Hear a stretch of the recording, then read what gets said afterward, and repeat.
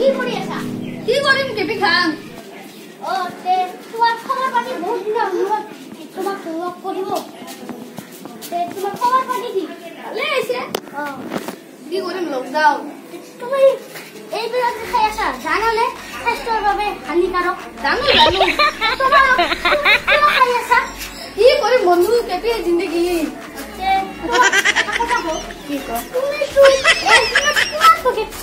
একদিনত 50 packet খাওঁ বন্ধু তুমি কোৱাচোন একদিন 50 পেকেটৰ দাম কিমান 500 টকা হয় বন্ধু 500 টকা তেতিয়া হয় এক মাহত কিমান হাজাৰ টকা হয়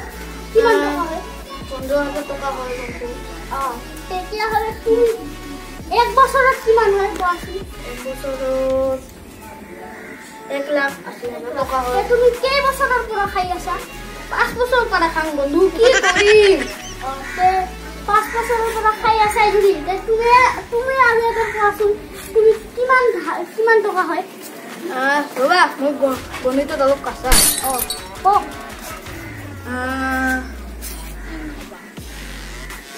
9 লাখ হ'ব বন্ধু তুমি যখন এখন গাড়ি চালা হইছে ৰবা তুমি শিখৰ খা না নাখাও তুমি কেপি খোৱা নাখাও গুটকা খা নাখাও বিমল খোৱা নাখাও তুমি কিছুই নাখাই না নাখাও মোক তোমাৰ দৰে পাইছা বলা তোমাৰ গাড়ীখন ফুৰিবলৈ মই যাওঁ